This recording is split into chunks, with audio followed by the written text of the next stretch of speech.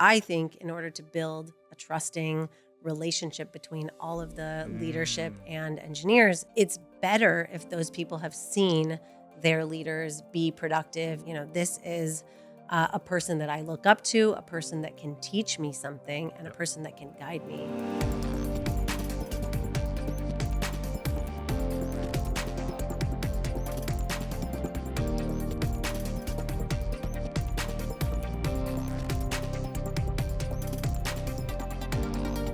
One of the most common questions I get from organizations, in fact, kind of the reason why I started Better Everyday Studios, was to figure out how to transition from being a successful individual contributor into being a people manager.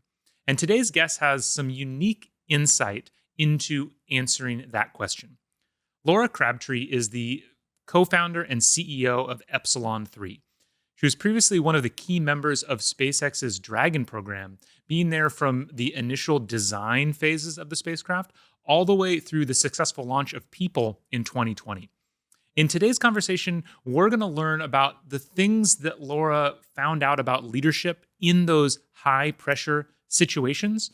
We're going to talk a little bit about how important communication is for all phases of leadership. And then finally look at what she thinks it takes to successfully move from being an individual contributor into a people manager.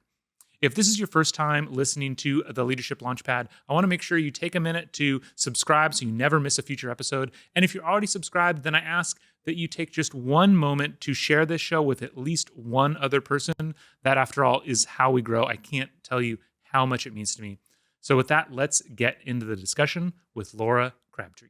Laura, it has been a long time. It's been 5 years. I think it's at least 5 years. At least, yeah. So, it's been a while. yeah. So we worked together, or kind of, adjacent to one another at SpaceX for a long time. You catch me up. What have you been doing? You started your own company after leaving SpaceX, I did. Epsilon 3. So I was at SpaceX until 2020. Yeah. And I try to play down what happened in 2020, but we all know what happened in 2020. Yeah. So we'll get there. yeah. So I left in August of 2020 with kind of a plan to reinvent some other place in the industry. Mhm. And the thing that, spoke to me the most was software. Okay. And I had built a bunch of software tools, sort of driving requirements and things at my previous companies. So I had done it multiple times. And when I left, a lot of startups, people that I talked to around the industry, in aerospace in particular, space and aviation, had wanted software tools, better software tools for just mission operations and testing. Yeah. And so that's where we started. This isn't really what we're going to focus on today, but like, what drives that administrator? Because you saw the Dragon program through the whole life cycle, from the very beginning all the way to launching humans. There's so many different aspects of that. What led you to the software thing? Like, what is it that operations software needs solved? It's funny, when I started at SpaceX, there were no concept of operations documents. There was no training. There was not even flight software. And the first thing I had to do was figure out, what are the operators in mission control going to do? Yeah. And how do we compartmentalize each person's job? And then how do we train them to do those jobs? Okay. And without a design on the software or a design of the vehicle, to be honest, we had to sort of start with, what are the things that we need to accomplish? Mm-hmm. And when we got into mission control after having no software, we discovered that we had a lot of people doing a small number of jobs. And so the directive from on high was no paper in mission control. Yeah. And so we had to start with, how do we get to that eventuality of no paper in mission control? Because we started printing out PDF documents and we started creating Word templates, and that proved to be a fruitless effort, which everybody breaks Word templates, everybody breaks PDF documents, and there's no traceability of any action that's been taken. Yeah. And so how are we eventually going to get to pilot co-pilot, which was the directive? Yeah. And the only way to do that was to have better training, which you were a part of, and helping with some of the training. And then how do we, have better software tools? Yeah. And so one of the main things that was sort of my secondary or tertiary job was figuring out what tools we needed to get the operators what they needed, the information they needed when they needed it on Yeah. console. Yeah. That's incredible. Just, I love the way, you mentioned pilot, co-pilot. And so essentially what Yeah. you mean is you want two people to control Dragon. And Yeah. that's it. That's all you need. Or no monitor. people, really. Yeah. Yeah. And it's just interesting, because I'm a reservist in the Space Force. And I have some friends that work at Planet as well. Yeah. And just the difference in kind of the culture I think in the Space Force right now, there's something like 3,500 people controlling a few hundred satellites versus, There are a lot. the reverse. Right. And so much of that comes down to just kind of that top end design and just decisions that are made. That obviously took a lot of, I'm sure there was a lot of pressure. Going, what It's an understatement of the century. Yeah. Yes. I'm just curious, like, what did you learn being in the midst of, this is probably the highest profile, most can't fail mission that SpaceX had. Yeah. What are some of just like the lessons you learned about how to be successful in that kind of environment? Well, if you look at the first mission, so Dragon 1, which was 2 orbits and come home, you're looking at, we in Mission Control, many of us gave it a 50-50 chance. Yeah. You plan for every eventuality, everything you can think of that could go wrong, and you train for it. So there were instances where we were planning and to train for 2 failures deep. Okay. So if you think of thruster failures, you have one thruster fail, one on the other side. Can you still get home? Yeah. If you go 3 failures deep, there are things you can do, but you're not planning for that. So Sure. What is your threshold for how many failures you can actually take Interesting. to successfully complete the mission? Interesting. And so you basically train the operators for every worst case scenario you can think of.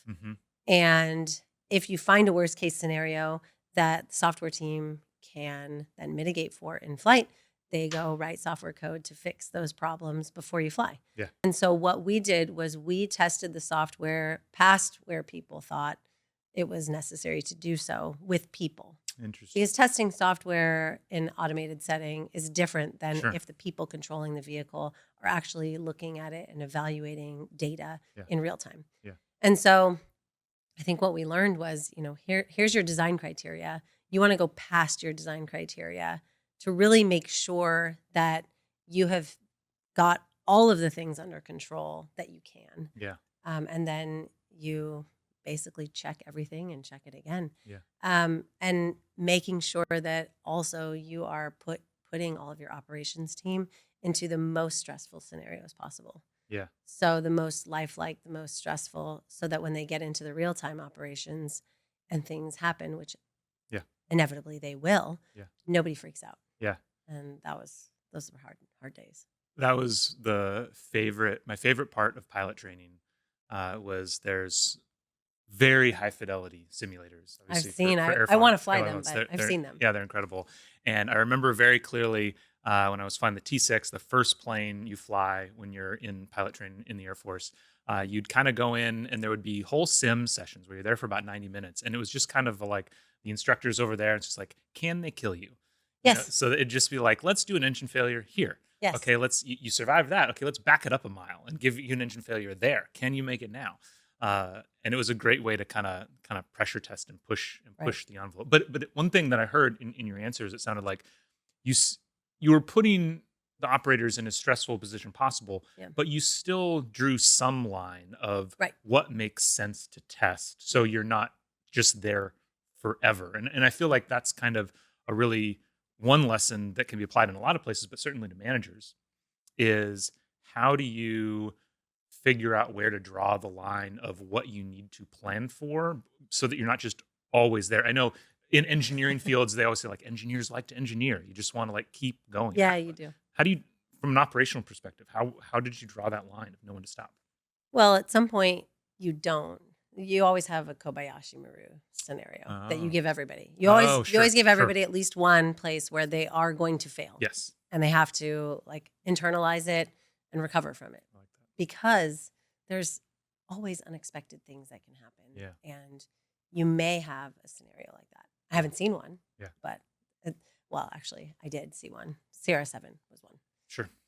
But for managers, you have to like set the boundaries to past what is easy, Mm-hmm. but not so far as to this is unattainable Mm-hmm. and the person is never going to complete this. Mm-hmm. So, generally what I do with our engineering team is I say, okay, here's the goal. And if you meet this goal, you are at 100% completion of month, a quarter, whatever. Let's set the goal to be 90% so that if you hit 90%, you feel really, really good. Mm-hmm. But there's always that extra little bit that you could do beyond that so Yeah. that you could say, well, I hit 100% of what was planned for Sure. this quarter, this month. Yeah. But it's really hard line. Like where do you draw that line? It's hard. Yeah, and it's different for everybody too. It's different for each employee of how much they can take, what they're ready for the situation. If your company is in a really risky spot, maybe you can't take, maybe you need to push farther or you can't push as much. It sounds very situational. Yeah, it's also hard in Q4, which is Sure. which is really hard. We were talking about it earlier this week, which is, Q4 is hard to plan for because you can't plan as much as you planned in Q3, Mm-hmm. knowing that there's 3-4 weeks that people might be in and out. So Yeah. that is a hard thing for leadership and managers to plan for. If only just everybody just worked all the time and it was just easy. No, everybody needs time off. Yeah. And that's the other thing is how do you encourage people to be productive and still take time off? Yeah. We were having this discussion right before we sat down. It sounds like we went through similar phases. So when I was, I think, lucky in the sense that I started at SpaceX 3 months after my daughter was born. Oh, yeah. So I came in with like, no, there's lines Yeah, that I'm not going to cross. But even then, I still didn't realize until much later where I would actually get to points where I would say, okay, I am only going to work 40 hours this week. I'm not going to tell anybody else. I'm not going to ask to reduce my workload. Yeah. But I am only going to work 40 hours a week. I have to figure out how to get the important stuff done in those 40 hours.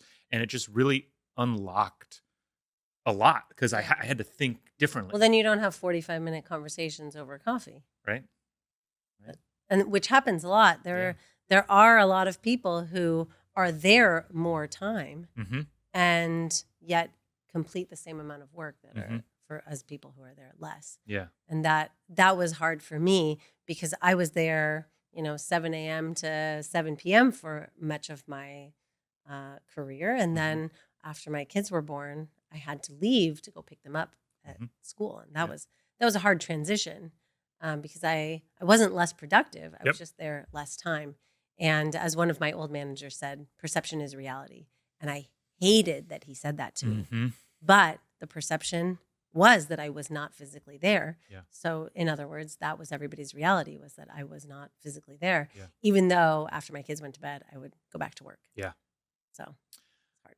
It is hard. I was very lucky. After I left SpaceX, the company that I went to was a very similar kind of grind culture. Lots of young people. They incentivized, you get free dinner if you stay past 6 o'clock. And so everybody, and I, going into it, was very clear. I'm like, look, I'm going to leave at 5. Like, I'm going to show up early, so I'm going to be here before everybody else, but I need to be home for dinner and it's important. And everything. Yeah.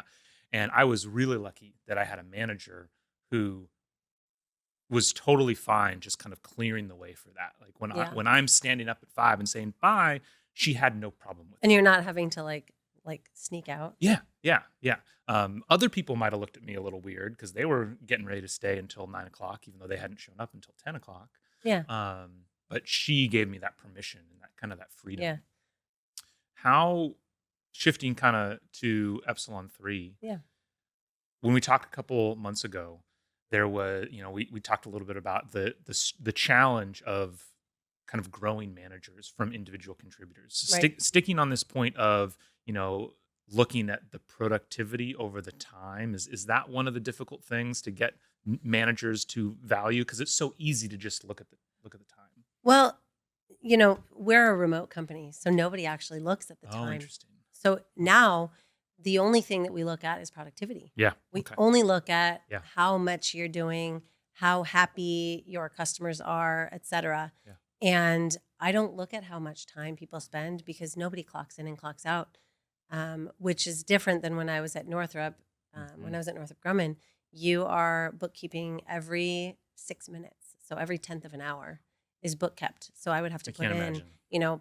0.3 hours on this job number and 1.5 hours, and it would have to total up to 8 every day or Wow. else. And I had to put in, and I don't know how it still works now. That's Yeah. 2009. Yeah. So this was a while ago. Now they just have tracking software. They're like watching your eyes. Maybe they're like, well, she was looking at this document for 25 minutes, so we're gonna round up to 30 and call this a half an hour. Yeah. But what ends up happening is the leaders, at Epsilon 3 in particular, those are people that have grown into the leadership role. Mm-hmm. They are not people that we hired into those roles, because I think in order to build a trusting relationship between all of the leadership and engineers in particular, it's better if those people have seen their leaders be productive and be sort of one of them, for them to fully understand and appreciate, this is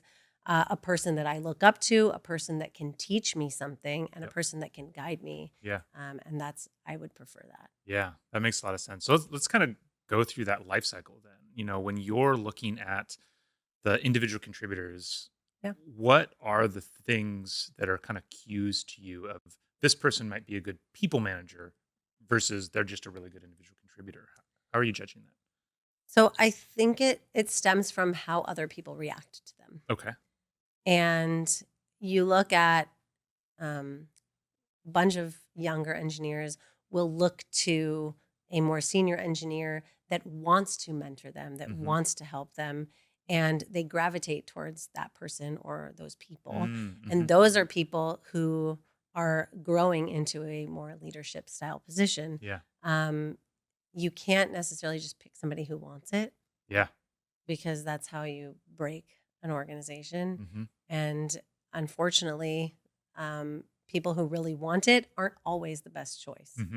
It's usually the people who don't want it that are the best choice. And then you have to try to convince them to lead. I think years ago, I remember hearing nobody should want to win a Medal of Honor. No. Because the things you need to go through to win and the that. things you have to do. Right?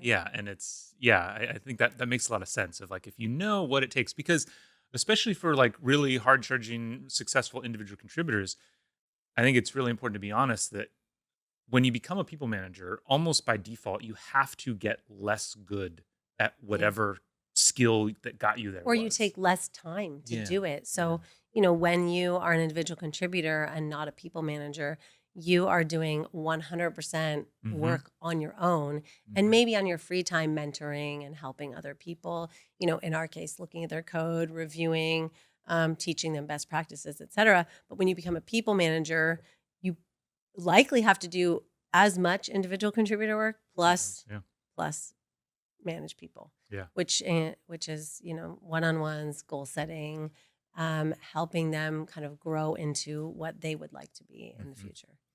I'd like to go a little bit deeper on that point for a second, because I have talked to other people who think the problem with management today is that we don't let managers be just managers.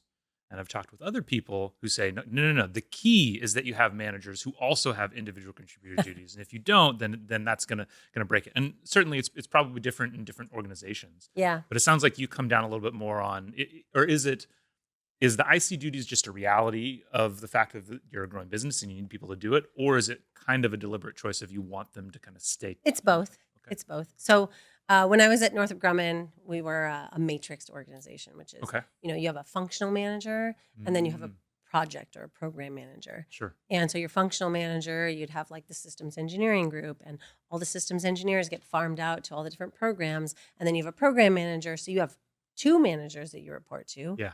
One where you're being graded against all the other systems engineers, and then one where you're being graded against the people in your program. Okay. And the person that writes your review is your lead on the systems engineering side. Okay, So the functional your leader. functional leader.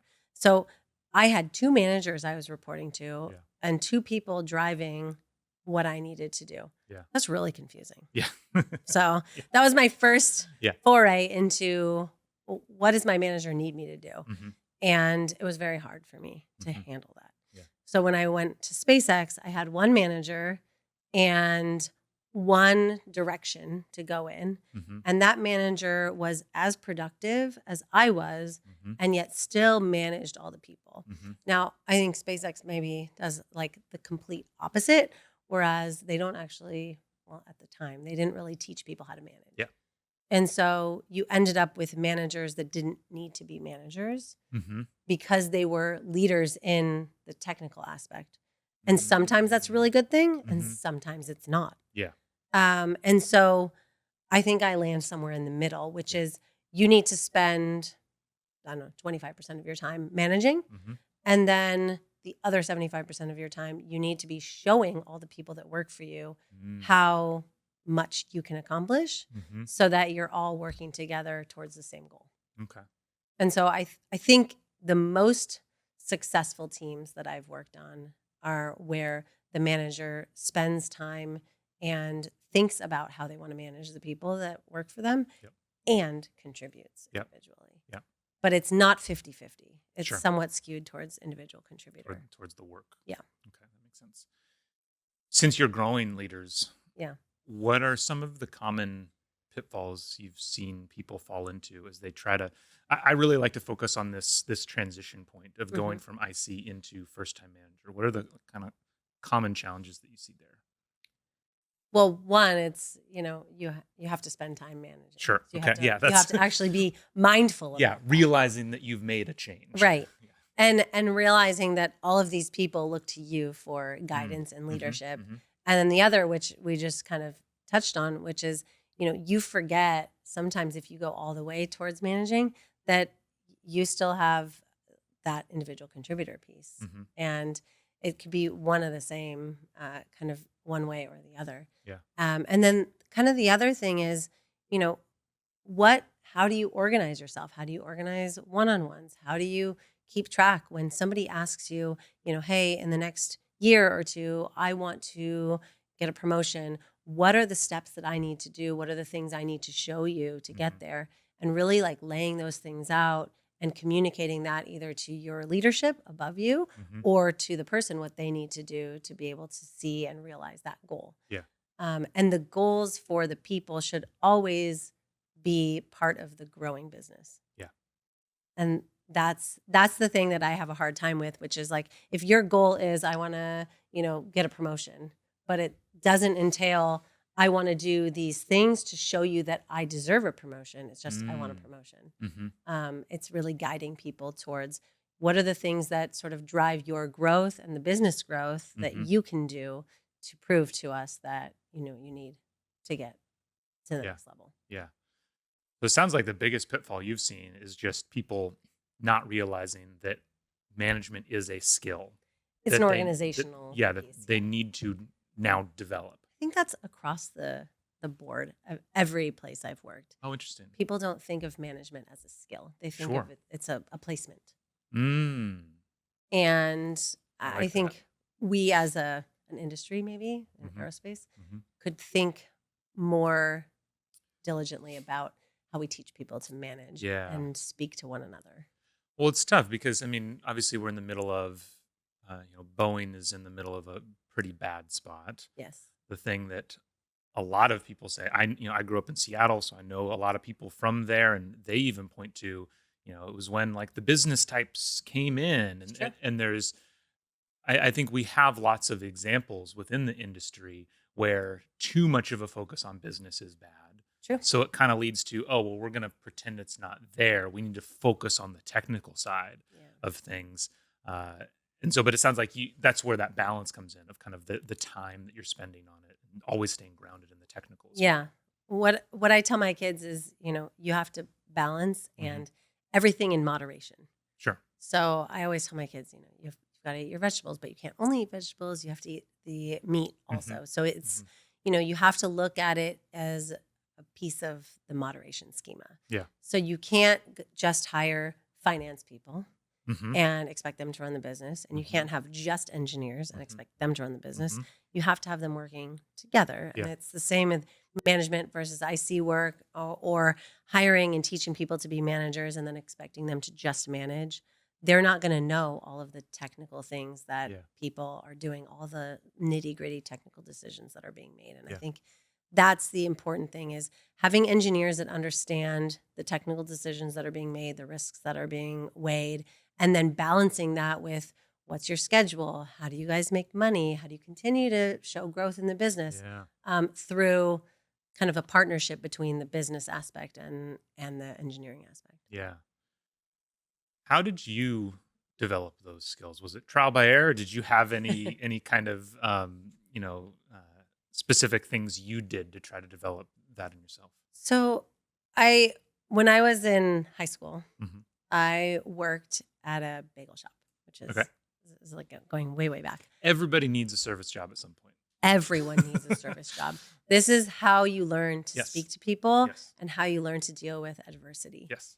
And I got yelled at Hmm. quite a lot, actually, because I was in high school. Yeah. And there was a time when a customer yelled at me, and I looked at my manager at the time, and he was, I don't know, 25 or something. Hmm. And he said, "Laura, it's okay. Go to the back." Because he could see in my face that I did not want to be there. Yeah. So I walked to the back and I just sat down and I thought to myself, I need to learn how to like not let things like that affect me.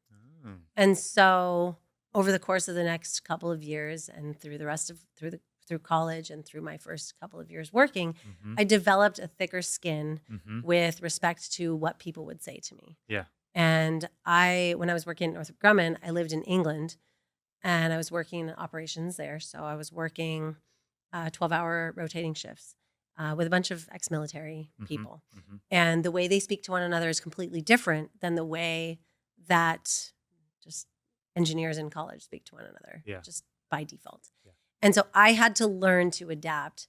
And I went back to the skills that I sort of honed in my service professions, because that wasn't only one of the service jobs Sure. that I worked. Yeah. I had 4, which they all have like a special place in my heart because I learned so many Yeah. good skills through Yeah. that. But I went back to that and I just thought, these people, they mean well. I have to default to everybody means well. And so they don't mean to Yep. make me feel the way that they're making me feel. So I have to think about it from like, what is the intent of what they said? Yep. And so I learned how to speak to different people. And that's sort of the start, in my opinion, of management Yeah. and leadership, is learning how to adapt the way that you respond in different situations Yes. and not letting people sort of ruffle your feathers Yeah. and because of what they say or how they act or Yeah. what they look like or whatever. Yeah. And so that was when I knew that, I could speak to anyone and I could sort of internalize and talk about it later and laugh about it. Yeah. That was when I knew it was okay Yeah. to work in any situation. Yeah. And when I started at SpaceX, it was more of the same, because people from all walks of life. I worked a little bit out on the production floor, Hmm. doing some welding. I worked with the structures team and the GNC team, Yeah. and they all have a different way of speaking to one another. Yeah. And being in operations, you work with everybody from the top all the way down to the technicians. Yeah. And it's the same way in management and leadership, Yeah. because every team is made up of a smattering of different personalities. Yeah. Different people. So that was Interesting. how I learned. But also, SpaceX at the time had a course that you went through when you became a lead. Mm-hmm. And I went through this training course, which basically was like goal setting, how to speak to different people. And I thought back to my times at all those different jobs. And I thought, well, I've learned those skills. Now here's how to apply them. Yeah. Which was great. Yeah. I think you're totally right in that adaptability is one of the, I think if there was one lesson that I would want every new manager to get, is that when you become a manager, it's not about you. No, Like it's about that's everybody else. That's the switch. Yeah. And so it's about, I do think there's a tendency to still have this feeling of, oh, but I'm the leader. People need to adapt to me. This is how I communicate. So you need to fall in line. And we maybe kind of exacerbate that problem because it's sometimes true at the highest of levels, like at a Sometimes. CEO, like maybe you're coached on like how to talk to the CEO in some, Maybe. in certain situations. But it's pretty rare. And certainly anything below that, it shouldn't be there for Yeah. sure. Even at the highest levels, it really shouldn't be there probably. They should be adjusting to the people that they are now serving. Right. Well, if you are a servant leader, which Yeah. I think I have defaulted to Okay. based on my experiences. Yep. That's what I've been told, at least. Yep. I didn't know that there were certain types of leaders, but here I am. And, I hired someone and he said, you're very servant leader oriented. And I thought, I don't know what that means. Let me go look it up. So I learned what that meant, which is, I adapt and I listen to all of the people that work at Epsilon 3 and that work for the company to try to unblock them from whatever is in their way, whether it be personal, professional, different people within the organization, et cetera. I try to just like make their work life as simple and easy as possible. Here are the goals. And then we set goals together. It's not, Laura says you have to do this. And therefore, everybody falls in line because who would want to work for that person? Yeah. I wouldn't. Yeah. I totally agree with you on that one. Yeah. Well, this has been great. I'm glad we got to reconnect. Yeah. I think it's been a really, really great discussion. We found similar lessons, I think, through the at least the certain similar experiences that we've had, which is Absolutely. really great. So what was your favorite plane to fly? My favorite, honestly, my favorite job I've probably ever had was as a T1 instructor pilot. Okay. So T1 is a little business jet. It's based off of Beech 400, and so it was basically like I got my own private jet that I just flew around the country in. That's cool. Usually I had somebody else and I'm like teaching them, but I just that was a great time. That's awesome. How long did you do that for? 3 years. Okay. And so I think there's something special about the operations side of things. Absolutely. That it's just, I think pilot training was really, really cool because you were in this really compact environment where you're at an airfield where there's maybe 30 airplanes all buzzing around, where half the people in them don't know what they're doing. Scary, but also cool. You got to be on the ball. You got to be like, okay, paying attention at all times. Yeah. It was a lot of fun. So you still fly? Unfortunately, it's expensive to fly when the military is not paying for it. So I haven't been flying for a while. Okay. I recently moved out of LA up to Northern California. Okay. And so, I'm hoping to get back into it because it was a lot of fun. I got to learn. I don't actually know how to fly a plane, but I can fly a spacecraft. I bet it's funny. One of the hardest things to teach people about flying a plane is how to talk on the radios. Oh. So you would have a leg up. I can do that. Because really what flying a plane is it's a lesson in how to deal with too much information. I can do that. Exactly. You're used to looking at lots of instruments, listening to multiple people talk into your head at the same time, figuring out what's important for you and making the decision. Yep. That's really the hardest part about flying. Okay. The like push pull like stuff that's easy. Yeah. Okay. You'd pick it up pretty fast. It's funny. I was flying with a friend of mine a couple years ago, and he said the same thing.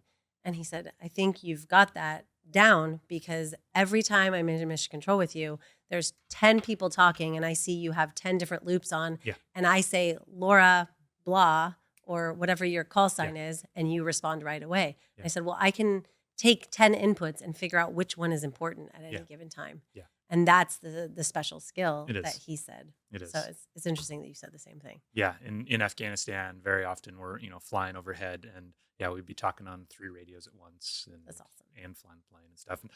And it's a friend of mine. I remember when I first joined the Air Force, I was with an F-16 unit. Okay. And one of the more experienced pilots said, if you are flying the plane, you're behind. Because your job isn't to fly the plane. Your job is to employ the plane. Tell the plane what needs to be done and let the plane do it. Exactly. And so the flying of it needs to be second nature. And so I think that's why it's interesting kind of to loop back to the beginning of the conversation about kind of the strategic direction with Dragon early on to like make it simpler and simpler. It's because like it's not that we care about flying Dragon. We care about doing something with this spacecraft. We're not holding on tightly to this particular position. It's just we want to go do stuff.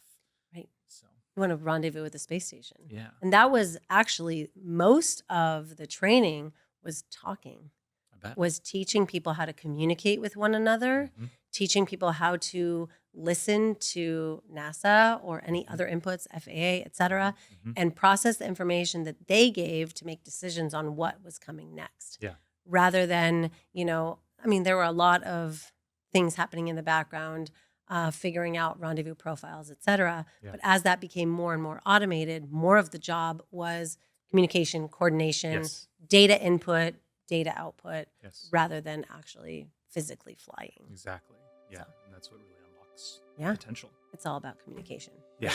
Really. to go back to all the way Full back thing, to yeah. the beginning, it's all about listening and communication. Yeah. Those are the keys to good flying of Dragon, good flying of the F-16, Yeah. and good leadership. Absolutely. Awesome. Well, that is a perfect way to put a cap on the episode. Love it. Thank you so much for being here. Yeah. We definitely got to keep in touch. Absolutely. Thanks. Thank you so much for listening to today's show.